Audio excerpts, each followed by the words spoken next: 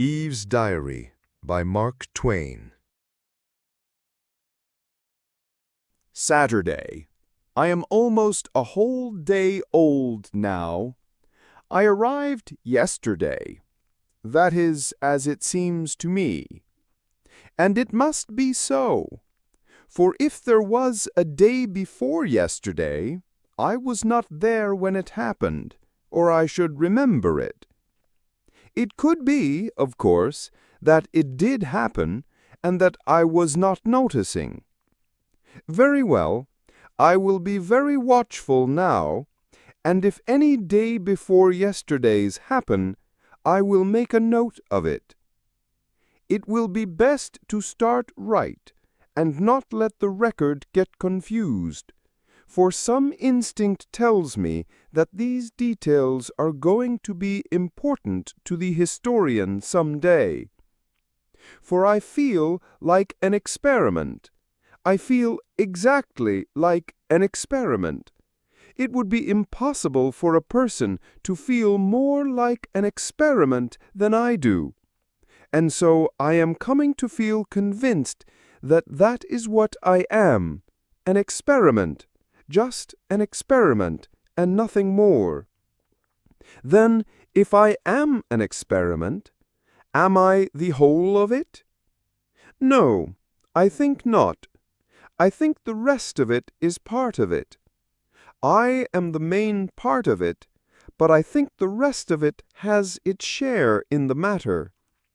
Is my position assured, or do I have to watch it and take care of it? The latter, perhaps. Some instinct tells me that eternal vigilance is the price of supremacy. That is a good phrase, I think, for one so young. Everything looks better today than it did yesterday.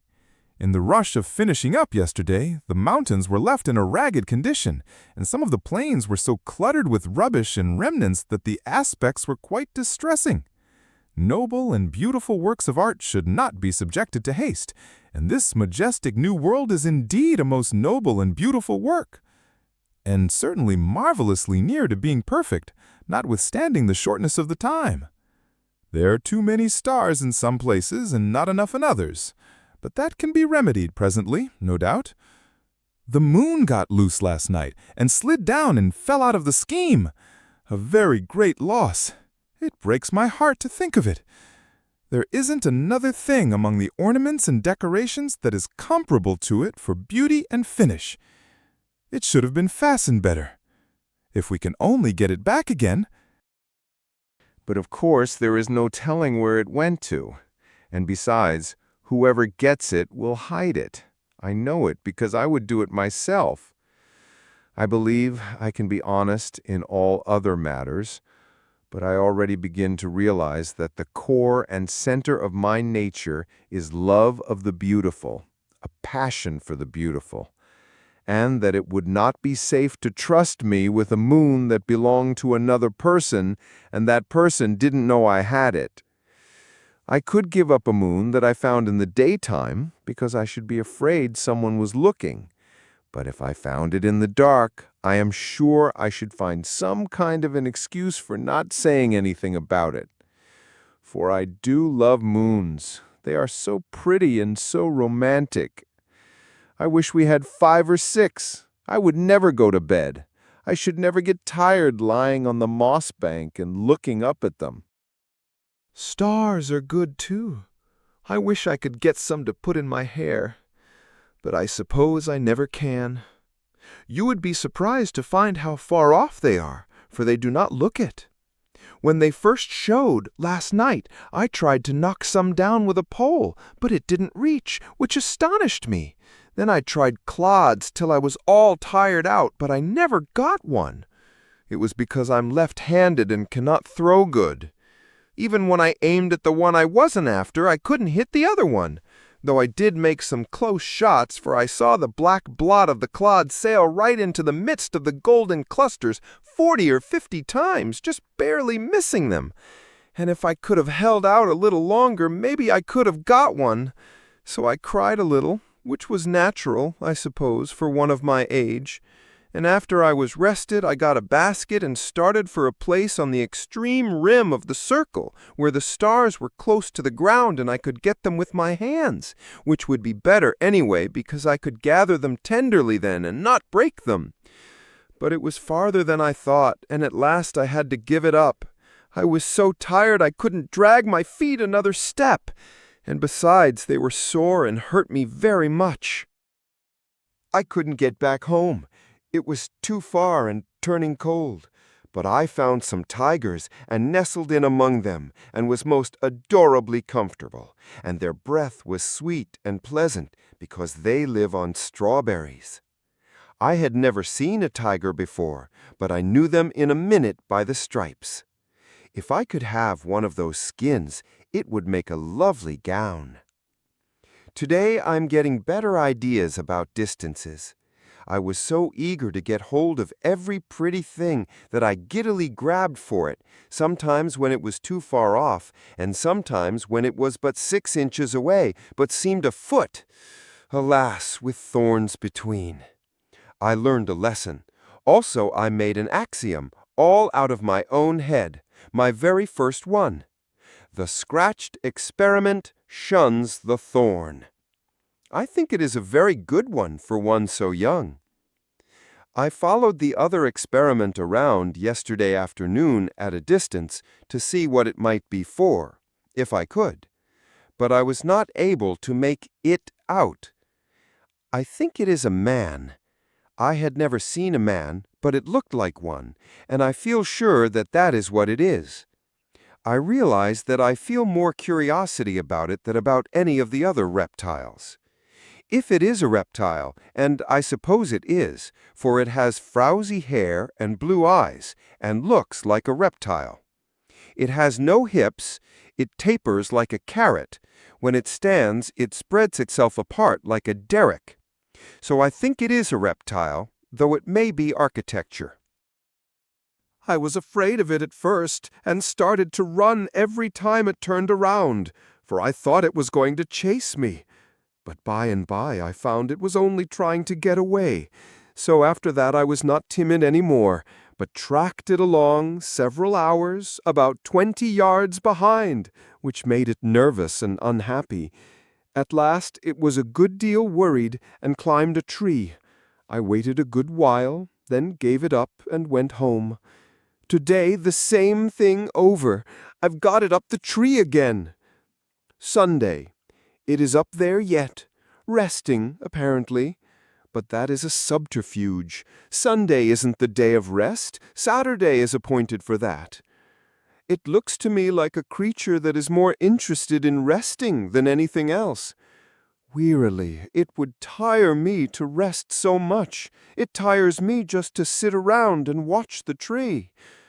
I do wonder what it is for. I never see it do anything. Delighted. They returned the moon last night, and I was so happy. I think it is very honest of them. Calmly, it slid down and fell off again, but I was not distressed. There is no need to worry when one has that kind of neighbors. They will fetch it back. Thoughtful. I wish I could do something to show my appreciation. Generously. I would like to send them some stars, for we have more than we can use. Self-correcting. I mean I, not we, for I can see that the reptile cares nothing for such things. It has low tastes and is not kind. When I went there yesterday evening in the gloaming, it had crept down and was trying to catch the little speckled fishes that play in the pool, and I had to clod it to make it go up the tree again and let them alone. I wonder if that is what it is for. Hasn't it any heart? Hasn't it any compassion for those little creatures? Can it be that it was designed and manufactured for such ungentle work? It has the look of it. One of the clods took it back of the ear, and it used language. It gave me a thrill, for it was the first time I had ever heard speech, except my own. I did not understand the words, but they seemed expressive. When I found it could talk, I felt a new interest in it, for I love to talk.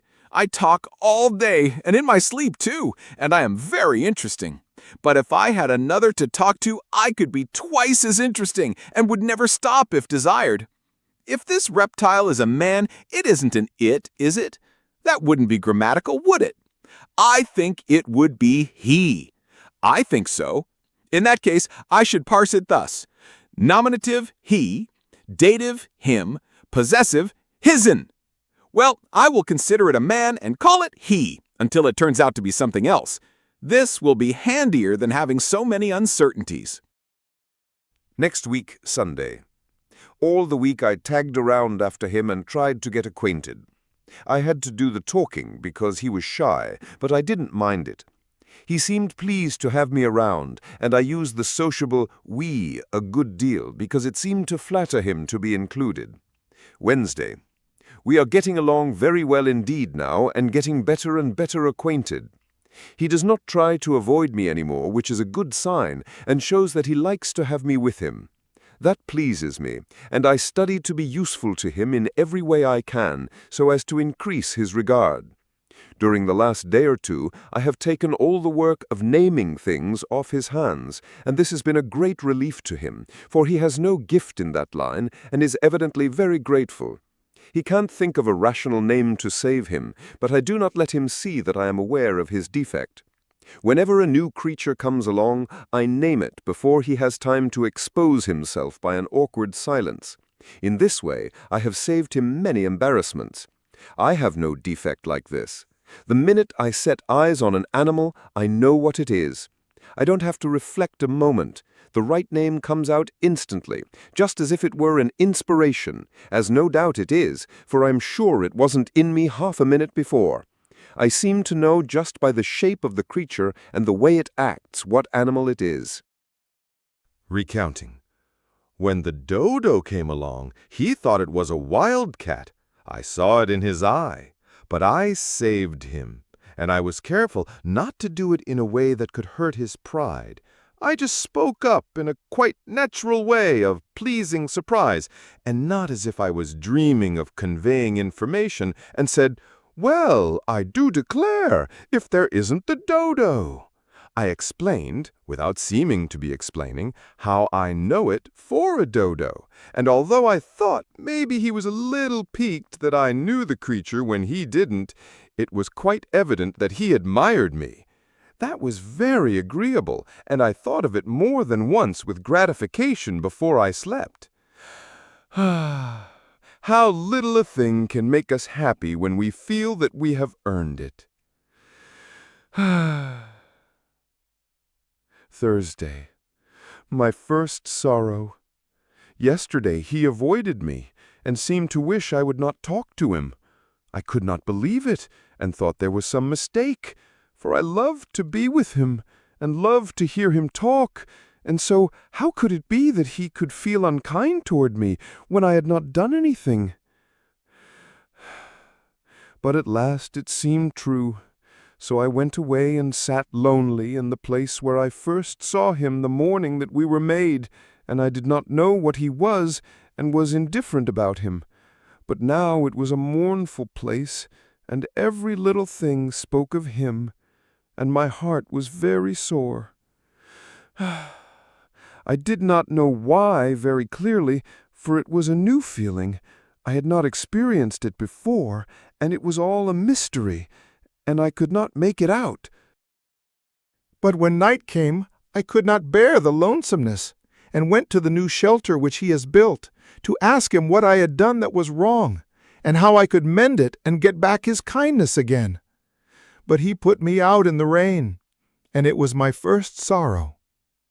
Sunday. It is pleasant again now, and I'm happy. But those were heavy days. I do not think of them when I can help it. I tried to get him some of those apples, but I cannot learn to throw straight. I failed, but I think the good intention pleased him. They are forbidden, and he says I shall come to harm. But so I come to harm through pleasing him, why shall I care for that harm? Monday. This morning I told him my name, hoping it would interest him. But he did not care for it. It is strange. If he should tell me his name, I would care. I think it would be pleasanter in my ears than any other sound. He talks very little. Perhaps it is because he is not bright and is sensitive about it and wishes to conceal it. It is such a pity that he should feel so, for brightness is nothing. It is in the heart that the values lie. I wish I could make him understand that a loving, good heart is riches, and riches enough, and that without it, intellect is poverty. Although he talks so little, he has quite a considerable vocabulary. This morning he used a surprisingly good word. He evidently recognized himself that it was a good one, for he worked it in twice afterward, casually. It was good casual art. Still, it showed that he possesses a certain quality of perception. Without a doubt, that seed can be made to grow if cultivated. Where did he get that word? I do not think I have ever used it. No, he took no interest in my name. I tried to hide my disappointment, but I suppose I did not succeed. I went away and sat on the moss bank with my feet in the water. It is where I go when I hunger for companionship, someone to look at, someone to talk to. It is not enough, that lovely white body painted there in the pool, but it is something, and something is better than utter loneliness. It talks when I talk. It is sad when I am sad. It comforts me with its sympathy. It says, "Do not be downhearted, you poor friendless girl. I will be your friend." It is a good friend to me, and my only one. It is my sister. That first time that she forsook me, oh, I shall never forget that. Never, never. My heart was lead in my body. I said she was all I had, and now she is gone. In my despair I said, "Break, my heart, I cannot bear my life any more," and hid my face in my hands, and there was no solace for me. And when I took them away, after a little, there she was again, white and shining and beautiful, and I sprang into her arms. Blissful. That was perfect happiness. I had known happiness before, but it was not like this, which was ecstasy. I never doubted her afterward. Sometimes she stayed away, maybe an hour, maybe almost the whole day, but I waited and did not doubt. I said, "She is busy, or she is gone on a journey, but she will come." And it was so. She always did. At night she would not come if it was dark, for she was a timid little thing, but if there was a moon she would come. I am not afraid of the dark, but she is younger than I am. She was born after I was. Many and many are the visits I have paid her. She is my comfort and my refuge when my life is hard. And it is mainly that. Tuesday. All the morning I was at work improving the estate, and I purposely kept away from him in the hope that he would get lonely and come. But he did not. At noon I stopped for the day and took my recreation by flitting all about with the bees and the butterflies and reveling in the flowers, those beautiful creatures that catch the smile of God out of the sky and preserve it. I gathered them and made them into wreaths and garlands and clothed myself in them while I ate my luncheon, apples, of course. Then I sat in the shade and wished and waited, but he did not come. But no matter. Nothing would have come of it, for he does not care for flowers. He called them rubbish and cannot tell one from another, and thinks it is superior to feel like that. He does not care for me. He does not care for flowers. He does not care for the painted sky at eventide. Is there anything he does care for except building shacks to coop himself up in from the good clean rain, and thumping the melons, and sampling the grapes, and fingering the fruit on the trees to see how those properties are coming along? I laid a dry stick on the ground and tried to bore a hole in it with another one, in order to carry out a scheme that I had, and soon I got an awful fright. A thin, transparent bluish film rose out of the hole, and I dropped everything and ran. I thought it was a spirit, and I was so frightened. But I looked back, and it was not coming, so I leaned against the rock and rested and panted, and let my limbs go on trembling until they got steady again. Then I crept warily back, alert, watching, and ready to fly if there was occasion. And when I was come near, I parted the branches of a rose bush and peeped through, wishing the man was about. I was looking so cunning and pretty, but the sprite was gone. I went there, and there was a pinch of delicate pink dust in the hole. I put my finger in to feel it and said, "Ouch! Ow!" and took it out again. It was a cruel pain. I put my finger in my mouth, and by standing first on one foot and then the other, and I presently eased my misery. Then I was full of interest and began to examine. I was curious to know what the pink dust was. Suddenly, the name of it occurred to me, though I had never heard of it before. It was fire. I was as certain of it as a person could be of anything in the world. So without hesitation, I named it that, fire. I had created something that didn't exist before. I had added a new thing to the world's uncountable properties. I realized this and was proud of my achievement, and was going to run and find him and tell him about it, thinking to raise myself in his esteem. But I reflected and did not do it. No, he would not care for it. He would ask what it was good for, and what could I answer? For if it was not good for something, but only beautiful, merely beautiful, so I sighed and did not go. For it wasn't good for anything. It could not build a shack, it could not improve melons, it could not hurry a fruit crop. It was useless, it was a foolishness and a vanity. He would despise it and say cutting words. But to me, it was not despicable. I said, "Oh, you fire, I love you, you dainty pink creature, for you are beautiful, and that is enough," and was going to gather it to my breast, but refrained. Then I made another maxim out of my head, though it was so nearly like the first one that I was afraid it was only a plagiarism. The burnt experiment shuns the fire. Concentrating, I wrought again, and when I had made a good deal of fire dust, I emptied it into a handful of dry brown grass, intending to carry it home and keep it always and play with it. But the wind struck it, and it sprayed up and spat out at me fiercely, and I dropped it and ran. When I looked back, the blue spirit was towering up and stretching and rolling away like a cloud, and instantly I thought of the name of it, smoke, though, upon my word, I had never heard of smoke before. Soon brilliant yellow and red flares shot up through the smoke, and I named them in an instant, flames! And I was right, too, though these were the very first flames that had ever been in the world.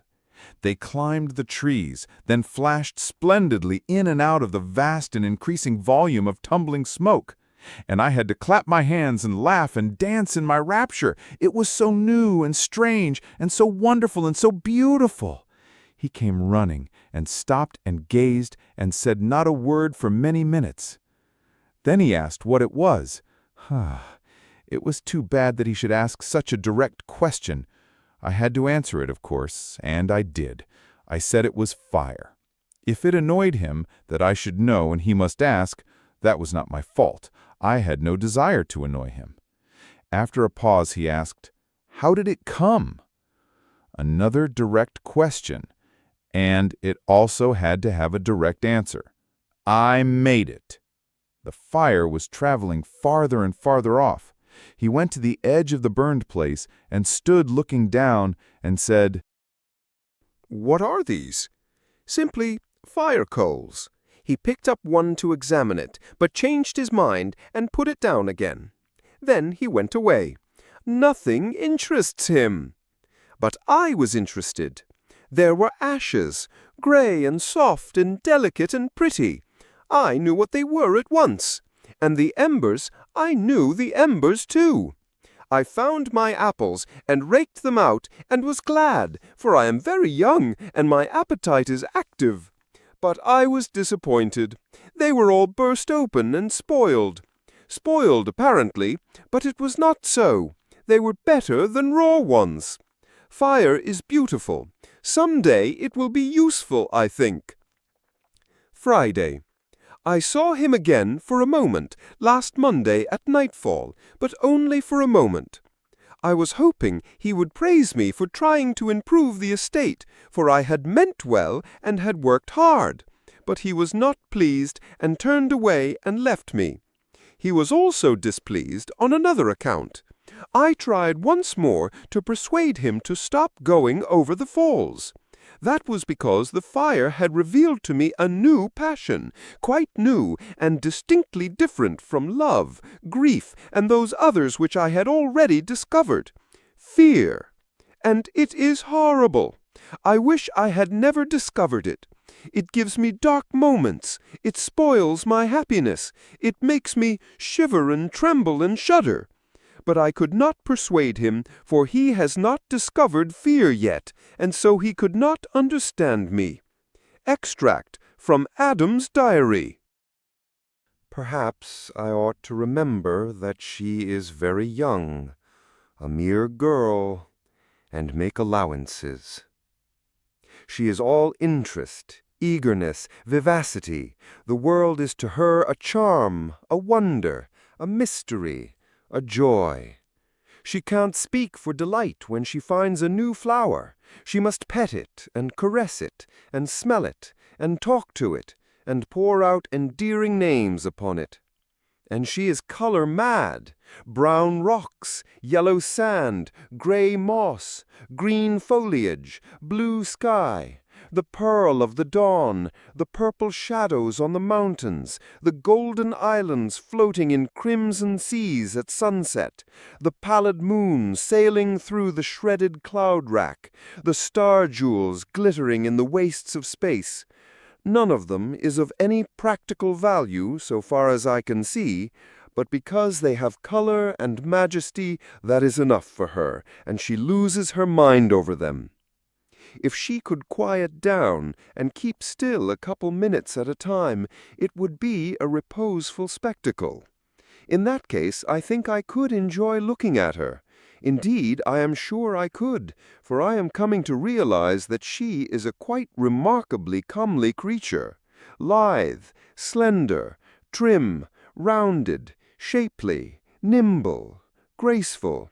And once when she was standing marble white and sun-drenched on a boulder, with her young head tilted back and her hand shading her eyes, watching the flight of a bird in the sky, she was beautiful. Monday noon. If there is anything on the planet that she is not interested in, it is not in my list. There are animals that I am indifferent to, but it is not so with her. She has no discrimination. She takes to all of them. She thinks they are all treasures. Every new one is welcome. When the mighty brontosaurus came striding into camp, she regarded it as an acquisition. I considered it a calamity. That is a good sample of the lack of harmony that prevails in our views of things. She wanted to domesticate it. I wanted to make it a present of the homestead and move out. She believed it could be tamed by kind treatment and would be a good pet. I said a pet 21 feet high and 84 feet long would be no proper thing to have about the place because, even with the best intentions and without meaning any harm, it could sit down on the house and mash it. For anyone could see by the look of its eye that it was absent-minded. Still, her heart was set upon having that monster, and she couldn't give it up. She thought we could start a dairy with it, and wanted me to help milk it, but I wouldn't. It was too risky. The sex wasn't right, and we hadn't any ladder anyway. Then she wanted to ride it and look at the scenery. 30 or 40 feet of its tail was lying on the ground like a fallen tree, and she thought she could climb it. But she was mistaken. When she got to the steep place, it was too slick, and down she came, and would have hurt herself but for me. Was she satisfied now? No, nothing ever satisfies her but demonstration. Untested theories are not in her line, and she won't have them. It is the right spirit. I concede it. It attracts me. I feel the influence of it. If I were with her more, I think I should take it up myself. Well, she had one theory remaining about this colossus. She thought that if we could tame him and make him friendly, we could stand in the river and use him for a bridge. It turned out that he was already plenty tame enough, at least as far as she was concerned, so she tried her theory, but it failed. Every time she got him properly placed in the river and went ashore to cross over him, he came out and followed her around like a pet mountain. Like the other animals, they all do that. Tuesday, Wednesday, Thursday, and today, all without seeing him. It is a long time to be alone. Still, it is better to be alone than unwelcome. Friday. I had to have company. I was made for it, I think. So I made friends with the animals. They are just charming, and they have the kindest disposition and the politest ways. They never look sour. They never let you feel that you are intruding. They smile at you and wag their tail, if they've got one.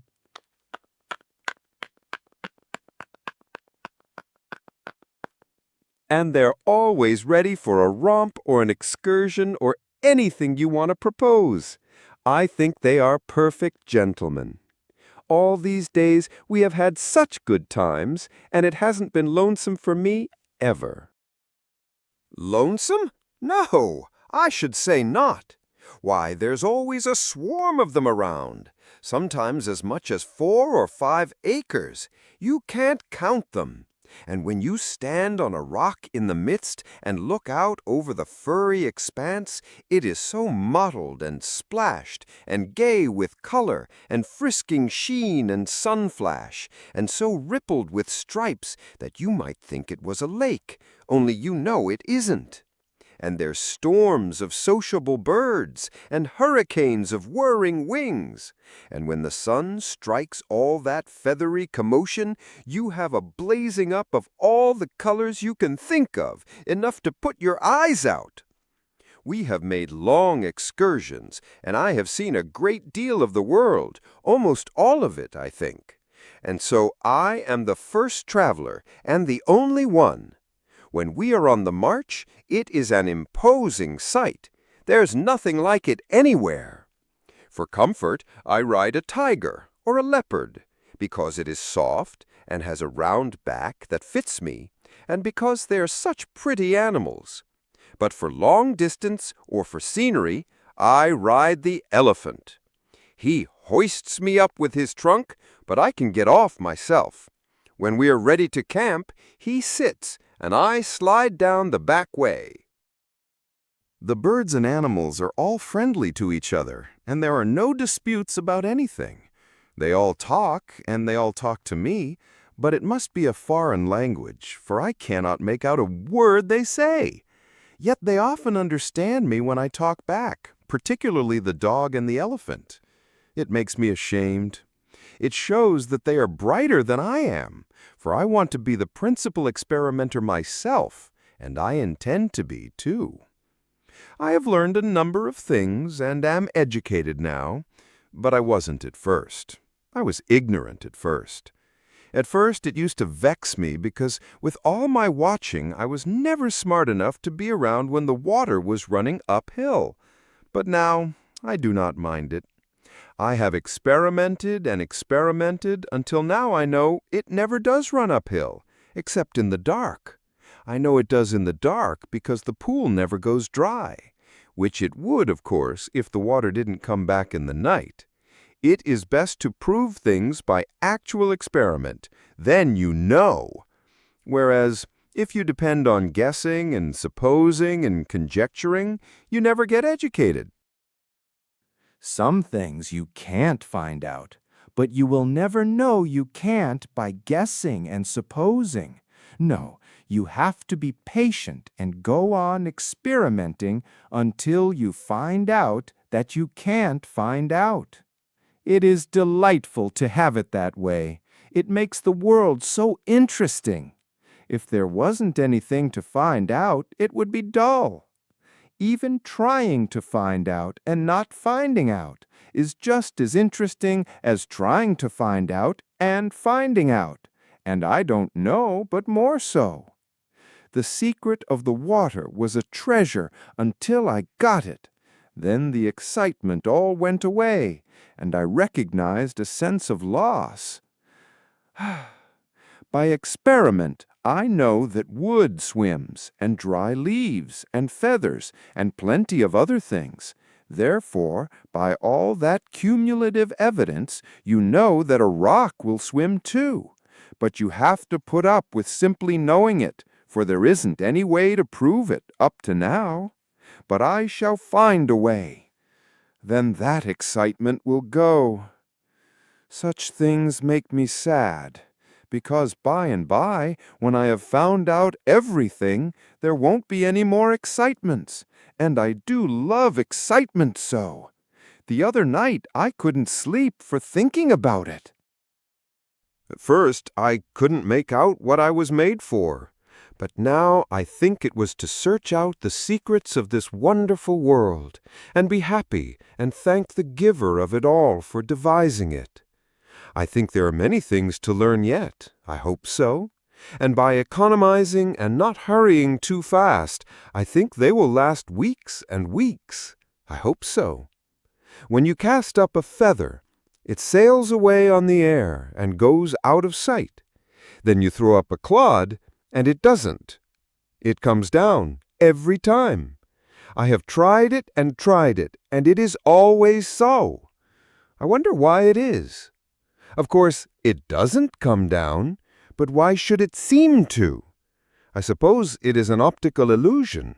I mean, one of them is. I don't know which one. It may be the feather. It may be the clod. I can't prove which it is. I can only demonstrate that one or the other is a fake, and let a person take his choice. By watching, I know that the stars are not going to last. I have seen some of the best ones melt and run down the sky. Since one can melt, they can all melt. Since they can all melt the same light.